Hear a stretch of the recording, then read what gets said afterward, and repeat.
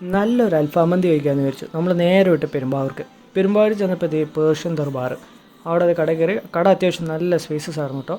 ഈ കോവിഡ് കാലം ആയതുകൊണ്ടെന്നറിയില്ല, നമുക്ക് ഇലയിലാണ് നമുക്ക് തന്നത്. ഇല നമ്മൾക്ക് വിളമ്പി അതിലേക്ക് അവർ പിന്നെ മയോണൈസും കുറച്ച് ടൊമാറ്റോ സോസും കൊണ്ടുപോയി വെച്ചു.